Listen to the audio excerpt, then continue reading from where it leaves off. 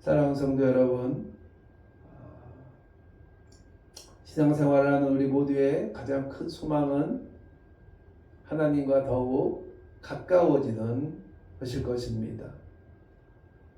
우리가 하나님과 더 가까워지기 위해서 우리는 기도 생활을 합니다. 우리는 기도를 통해 하나님과 깊이 교제하기를 원하고, 또한 예배 가운데서도 하나님의 살아계신 임재를 경험하기를 소망합니다. 그런데 많은 그리스도인이 하나님과 하나 되는 것을 단순한 감정적인 체험으로 오해하곤 합니다. 우리가 눈물을 흘리며 큰 은혜를 받았다고 생각하고, 마음이 뜨거워지면 하나님과 내가 조금 더 가까워진 것은 아닌가 라고 생각하기 쉽습니다. 물론 하나님께서는 우리의 감정을 통해서도 은혜를 베푸십니다. 그러나 성경은 감정 자체를 믿음의 절대적인 기준으로 삼지 않습니다. 왜냐하면 감정은 상황과 환경에 따라 끊임없이 변하기 때문입니다. 반면에 하나님의 말씀은 결코 상황과 환경에 바뀌지 않고 변하지 않는다는 것을 우리는 꼭 기억해야만 합니다. 16세기 영성가 아빌라 테레사는 기도의 진실성은 기도하는 그 자리나 그 방이 아니라 삶에서 드러난다라고 말했습니다. 또한 조나단 에드워드라고 하는 18세기 미국의 굉장히 유명했던 영성가이면서 목사였던 이분은 그의 저서 신앙 감정론에서 참된 성령의 역사는 순간의 감동이 아니라 삶의 변화와 사랑의 열매로 증명된다는 말씀을 하셨습니다. 우리가 잘 알 수 있듯이 예수님도 마태복음 7장 16절에서 그들의 열매로 그들을 알리라고 분명히 말씀하셨습니다. 그러기에 참된 믿음은 일시적인 감정의 고조가 아니라 삶 속에서 맺어지는 지속적인 열매로 증명되는 것입니다. 오늘 본문에서 예수님께서는 뭐라고 말씀하십니까? 내 계명을 지키면 내 사랑 안에 거하리라. 그리고 그 계명의 핵심을 뭐라고 말씀하십니까? 내가 너희를 사랑한 것 같이 너희도 서로 사랑하라. 그렇게 말씀하셨어요. 오늘 우리는 이 말씀을 통해 세 가지 영적 진리를 함께 살펴보며 은혜를 나누고자 합니다. 첫째는 하나님과 하나 된다는 것의 진짜 의미는 무엇인가? 둘째, 흔들리는 감정과 참된 믿음을 어떻게 구분할 것인가? 세 번째로, 하나님과 하나 된 삶은 왜 반드시 이웃 사랑으로 나타나야 하는가? 오늘 선포되는 말씀이 우리의 신앙을 감정이 머무르는 자리에서 건져내어 순종과 사랑으로 증명되는 성숙한 믿음의 자리로 이끌어 주시기를 주님의 이름으로 축원합니다. 첫 번째로, 그런 참된 하나님과의 하나 되는다는 이것은 하나님의 뜻에 내 뜻을 맞추는 것입니다. 참된 하나님과의 하나됨이 뭐라고요? 하나님의 뜻에 내 뜻을 맞추는 거예요. 여러분, 우리가 하나님과 하나 된다. 다른 말로는 참된 합일이라고도 표현을 하는데요. 이게 어떤 영적인 어떤 굉장히 신비적인 체험에서 통해서 하는 그런 합일의 의미라고만 볼 수 없다라고 하는 거죠. 결국 우리가 하나님과 하나 된다라는 이 말은 내 뜻이 하나님의 뜻이 되는 거예요. 예수님께서는 오늘 본문 10절에서 이렇게 말씀하십니다. 내가 아버지의 계명을 지켜 그의 사랑 안에 거하는 것 같이 너희도 내 계명을 지키면 내 사랑 안에 거하리라. 이 말씀 속에서 하나님과 하나 되는 가장 중요한 비밀이 담겨 있습니다. 그것이 무엇입니까? 바로 순종입니다. 우리는 은혜 하나님의 합의를 신비적인 영적 체험으로만 생각하지만 예수님께서는 하나님과 하나 되는 즉 연합의 이 기준을 체험이 아닌 순종에 두셨다라고 하는 거예요. 예수님 자신도 아버지의 뜻에 끝까지 순종하심으로 그 사랑 안에 거하셨습니다. 성경의 시작을 보면 인간이 왜 하나님과 멀어지게 되었는지 그 원인이 나옵니다. 바로 아담과 하와의 타락입니다. 동산 중앙의 선악과는 단순한 과일이 아니었습니다. 그것은 누가 이 삶의 주인인가? 다른 말로 하면 누가 당신의 삶의 주인인가? 더 직설적으로 한다면 누가 아담과 하와의 주인인가를 묻는 하나님의 주권에 대한 시험이었습니다. 하와는 먹지 말라는 하나님의 말씀보다 보기에 아름답고 지혜롭게 할 만큼 탐스럽게 보였던 자기 자신의 판단을 더 신뢰했습니다. 죄의 본질은 행위 그 자체보다 자기 뜻을 하나님 뜻보다 앞세운 태도에 있는 것입니다. 오늘날 우리의 모습도 이와 크게 다르지 않습니다. 입술로는 주님의 뜻대로 살겠습니다 라고 고백하지만 마음 깊은 속에서는 하나님의 뜻이 하나님이 결국 내 계획과 뜻을 이루어 주셔야만 한다라고 하는 고집을 품을 때가 있다라고 합니다. 그러므로 기도조차도 하나님의 뜻을 묻기보다는 내 계획을 관철시키는 수단이 되곤 합니다. 그러나 예수님께서는 겟세마네 동산에서 전혀 다른 길을 보여주셨습니다. 십자가를 앞둔 극심한 그 고통 속에서 주님은 이렇게 기도하셨습니다. 아버지여, 만일 아버지의 뜻이거든 이 잔을 내게서 옮기시옵소서. 그러나 내 원대로 마옵시고 아버지의 원대로 되기를 원하나이다. 이 기도는 자신의 뜻을 고집하는 것이 아니라 하나님의 완전하신 뜻 아래 자신의 전 삶을 기꺼이 맡기시는 최고의 순종이었습니다. 바로 이것이 하나님과 하나 되는 삶의 본질입니다. 때로 우리 삶에 이해되지 않은 고난과 질병이 찾아옵니다. 열심히 기도했는데 기도한 대로 응답되지 않아 어려움을 겪을 때도 있죠. 때로는 억울한 일을 겪을 때도 있습니다.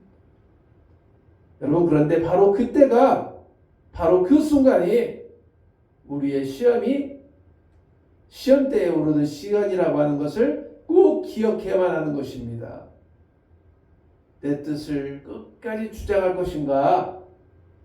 아니면 하나님의 선하심을 신뢰하면서 그 모든 상황을 극복하면서 순종할 것인가? 순종은 내 자유를 빼앗기는 것이 아니라 하나님의 가장 선한 길로 인도하심 받는 은혜의 통로라고 하는 사실을 우리가 꼭 기억해야만 하는 거예요. 내 뜻을 내려놓고 아버지의 뜻을 따를 때 하나님께서는 세상에 줄 수 없는 참된 평안을 우리에게 허락해 줄 줄로 믿습니다. 두 번째로 하나님과 하나 된다는 것은 감정보다 말씀의 뿌리를 내리는 믿음입니다. 오늘 수많은 그리스도인들이 신앙을 감정적으로 그렇게 판단하는 경우가 많아요. 심리적으로 판단하고 감정적으로 판단하고 또는 그냥 성경 말씀 그 자체로 판단하는 경우가 많습니다. 여러분, 그러나 이 감정은 은혜의 통로가 될 수는 있어요. 그러니까 하나님께서 우리가 가지고 있는 이 감정을 정화시킴으로 인해서 하나님의 은혜를 이렇게 우리에게 주었다라고 하는 것을 우리 스스로가 그 감정을 통해서 이렇게 느끼는 것은 가능하다는 거죠. 그러나 감정은 믿음의 기초가 될 수는 없습니다. 왜냐하면 감정은 환경에 따라서 요동치기 때문이에요. 그 어떤 사람도 자신의 감정을 조정할 수가 없어요.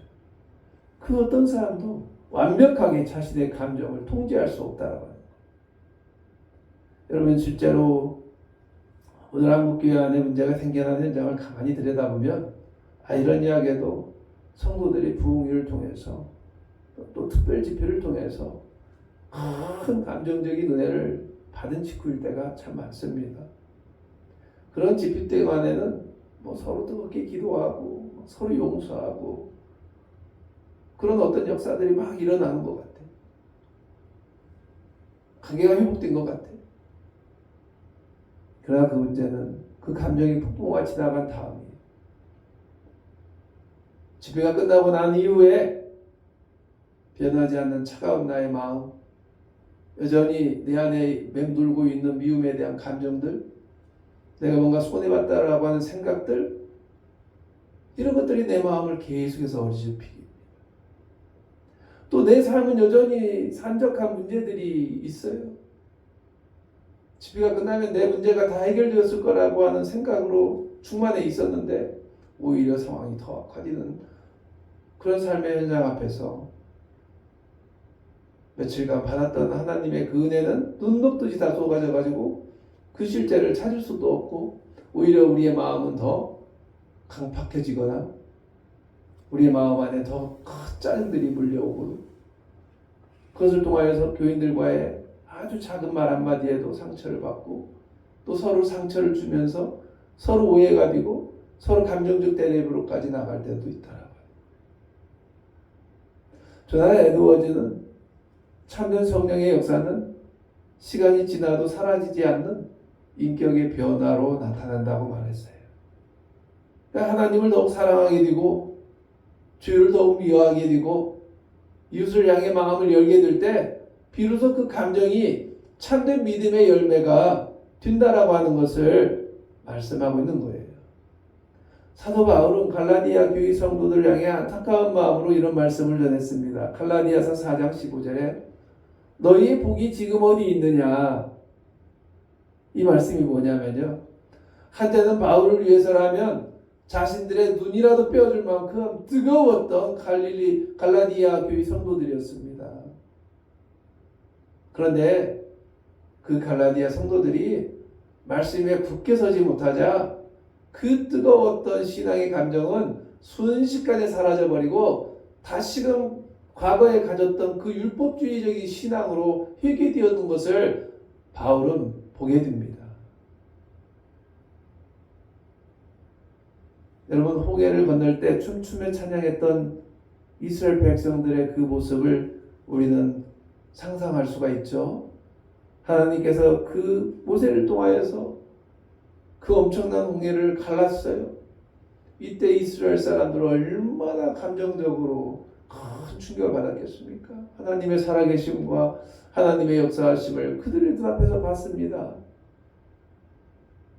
그런데 그랬던 그들의 마음에 충만함이 불과 며칠 동안 물이 없어 마실 물이 없고 음식이 없어지자 원망으로 돌아서고 어떤 사람들은 다시금 애굽으로 돌아가자라고까지 할 정도로 그들은 엄청난 혼돈이 그들에게 닥쳐왔던 것을 우리는 성경을 통해서 보게 됩니다.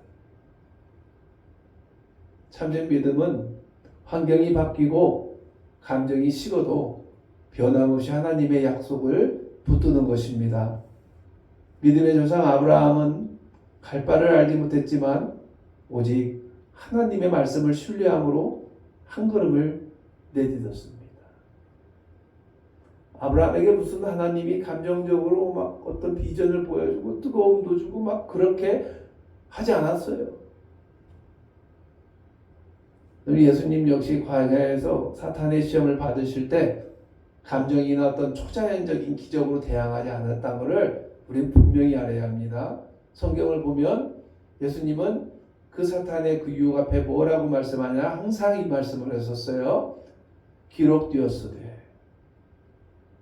기록되었으되 즉 예수님은 모든 사탄의 유혹을 성경에 나와 있는 말씀을 기반으로 물리쳤어요. 기록되었으되 사람이 떡으로만 살 것이 아니요 하나님의 입으로 나오는 모든 말씀을 살 것이라. 기록되었으되 주 너의 하나님을 시험하지 말라. 기록되었으되 주 너의 하나님과 경배하고 다만 그를 섬기라. 그러자 놀라운 일이 벌어졌습니다. 마귀는 예수를 떠나가요. 천사들이 나와서 수종을 돌더라고 성경은 설명하고 있어요. 문제가 해결된 거예요. 우리의 신앙이 순간의 감동 위에 세워지지 않고 변하지 않는 말씀 위에 세워질 때 우리는 어떤 유혹 앞에서도 흔들리지 않고 말씀으로 그 모든 상황들을 이겨낼 줄로 믿습니다. 세 번째로 하나님과의 하나됨이라고 하는 것은 사랑으로 증명된다는 거예요. 예수님께서 오늘 말씀의 결론을 아주 명확하게 선포하십니다. 본문 12절 말씀에 내 계명은 곧 내가 너희를 사랑한 것 같이 너희도 서로 사랑하라 하는 이것이니라. 아멘. 예수님은 하나님과 하나 된 삶의 가장 확실하고 유일한 증거가 사랑이라고 말씀하십니다. 신앙생활을 오래 하다 보면 믿음을 성경을 많이 아는 어떤 지식이나 오래된 체험이나 내가 또 어떤 직분자로서 봉사하고 있느냐 하는 이런 것으로 판단하기 쉬워요. 그러나 아무리 많은 성경 지식을 가지고 있고 교회의 중직을 맡았다 할지라도 그 삶에 사랑이 없으면 하나님과의 참된 연합은 거짓인 거예요. 사도 요한도 보는 바 그 형제를 사랑하지 아니하는 자는 보이지 아니하는 바 하나님을 사랑할 수 없느니라고 아주 명확하게 단언했습니다. 그렇다면 우리는 어떻게 사랑해야 합니까? 주님은 그 기준을 얘기해요. 내가 너희를 사랑한 것 같이 사랑하라고 하십니다. 예수님의 사랑은 조건 없는 사랑이었습니다. 배신할 것을 아는 제자들의 발을 끝까지 씻기셨습니다. 십자가 위에서 자신을 못 박는 원수들을 향해 저들의 죄를 사하여 주옵소서라고 기도하셨던 사랑의 주님이셨어요. 여러분, 우리의 힘으로는 이 완전한 사랑을 행할 수가 없겠죠. 그러나 우리가 주님의 사랑 안에 거하고 하나님과 진정으로 하나 될 때 주님의 사랑이 우리를 통해 흘러가기 시작하게 되는 것입니다. 처음에는 아주 미세한 것들로부터 시작이 되겠죠. 작은 물의 흐름이 있겠죠. 그러나 그것이 계속 이어져 나간다면 결국 더 큰 강과 같은 물을 흘려내려 보내는 그런 존재가 될 수 있을 것입니다. 가장 작은 것에서부터 우리는 바로 이 사랑을 실천할 수 있어야겠습니다. 그것은 바로 가정이라고 하는 공간 안에서 하나님의 사랑을 실천하는 자들이 먼저 되어야 돼요. 부부가 서로 사랑하고 서로 이해하고 노력하는 이 과정 속에서 우리는 하나님의 사랑을 배우게 되고 그 하나님의 사랑을 서로 공유하면서 공감하게 되고 그런 관계 속에서 부부간에 사랑이 싹트게 되면 그 사랑은 자녀들에게로 흘러나가게 되고 그 자녀들도 그 부모가 가지고 있는 하나님에 대한 사랑을 그들의 가슴에 담을 수가 있게 된 것입니다. 여러분, 이 자녀들이 나아가서 세상 속에서 살아갈 때 바로 그 부모로부터 물려받은 하나님을 향한 사랑과 자신들 향한 사랑을 또 전해주겠죠. 여러분, 교회라고 하는 곳은 바로 그런 곳입니다. 하나님의 사랑을 이곳에서 실천하는 거예요. 성도들 사이에, 목사와 성도들 사이에, 또 성도들과 성도들 사이에 하나님의 사랑으로 서로 하나 되고 그 사랑을 서로 실천하는 겁니다. 그러나 분명한 것은 있어요. 그것을 실천하다 보면 어려움이 옵니다. 이해할 수 없는 부분들이 우리에게 주어지죠. 왜냐하면 사람들마다 다 허물들이 있어요. 문제 없는 사람이 없어요. 그 문제 없는 사람들이 많은 그런 상황 속에서 우리가 어떻게 그 사람들을 진정 주님의 사랑으로 그들을 받아들이고 사랑할 수 있을까요? 그래서 사실은 가정, 또 가정 부모와 자녀, 또 교회라고 하는 이 작은 공동체 안에서도 그런 여러 가지 갈등들이 생겨날 수가 있는 건 분명합니다. 그러나 분명히 우리가 하나님의 말씀이라고 하는 이 말씀 위에서 우리가 하나님과 하나 된 믿음을 갖는다면 우리는 그 모든 문제들을 하나씩 하나씩 해결해 나갈 수 있는 지혜와 명철이 우리에게 주어질 것입니다. 그것이 바로 성령의 역사인 거예요. 나보다는 남을 더 사랑하고 나보다는 타인을 먼저 생각할 수 있는 마음, 그런 마음들이 우리 안에 계속 싹트게 되는 것입니다.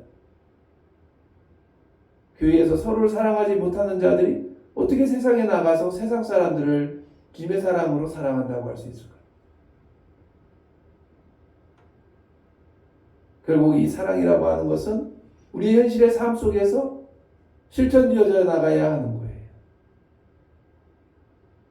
사랑하는 성도 여러분, 오늘 우리는 하나님과 하나 되는 참된 합일의 신앙에 대해서 세 가지를 나누었습니다. 첫 번째로는 하나님과 하나 되는 길은 나의 뜻을 내려놓고 하나님의 뜻에 순종한다라고 하는 것. 두 번째로 참된 믿음은 요동치는 나의 감정이 아니라 변함없는 하나님의 말씀에 뿌리를 내리는 것. 세 번째로 하나님과 하나 된 삶은 반드시 형제와 이웃을 사랑함으로써 증명되는 것이라고 하는 이 사실. 이것이 바로 우리가 이 땅 위에서 하나님을 사랑하는 자들로서 하나님과 하나 된 삶을 살아가기를 원하는 자들로서 추구해야 하는 세 가지의 매우 중요한 내용들이라는 거예요. 그리고 이 세 가지는 결코 분리될 수가 없는 거예요. 분리되지 못한다는 것은 이런 거예요. 하나님의 뜻에 순종하는 사람은 나의 감정이 아니라 말씀에 늘 자신을 비추어 놓고 그 말씀을 따라서 순종의 길을 가려고 하는 그 삶을 지향하게 되고, 그 말씀 위에서 변함없는 말씀 위에서 서서 살아가는 자들은 그 말씀 위에 하라고 하는 대로 내 형제와 이웃을 사랑함으로써 그것을 증명하려고 계속해서 노력하게 된다는 거죠. 그러므로 가장 먼저 시작이 되어야 하는 게 뭐라고요? 하나님의 뜻에 순종하려고 하는 태도. 그러니까 우리가 하나님의 뜻에 순종하지 못하면 이웃을 사랑할 수가 없어요. 하나님의 뜻에 순종하지 못하는 자는 말씀 위에 세워질 수가 없어요. 순간적인 감정에 흔들리다가 오히려 믿음에서 떠나버리는 거예요. 하나님 말씀 순종하지도 못하고. 하나님의 말씀 앞에 순종할 수 있는 사람만이 내 이웃을 내 몸처럼 사랑하라고 하는 예수님의 말씀을 증명해내기 위해서 살아갈 수가 있게 되는 것입니다. 바로 이 세 가지는 결코 분리되어 있지 않습니다.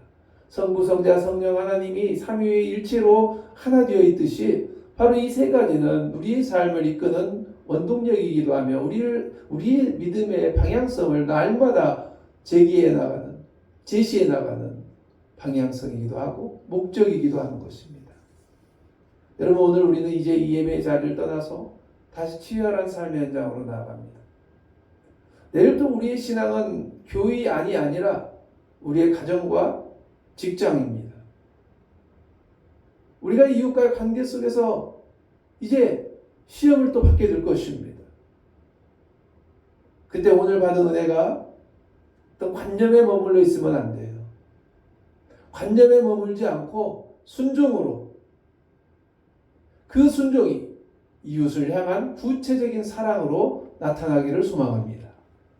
우리의 작은 배려, 따뜻한 말 한마디, 그리고 묵묵한 섬김을 통해 세상 사람들이 나를 향하여 바라보는 시선이 참 저 사람은 예수 그리스도를 믿는 신실한 그리스도인이구나 라는 그런 평가가 나올 수 있는, 그런 말이 나올 수 있는, 그런 삶을 살아나가는 저와 여러분들이 되기를 주님의 이름으로 축복합니다. 이번 한 주간도 주님의 사랑 안에서 깊이 거하며 삶의 모든 순간마다 하나님과의 참된 합의를 통해서 그 합의를 온전히 증명해내는 거룩한 성도님들이 되기를 주님의 이름으로 간절히 축원합니다. 기도하겠습니다.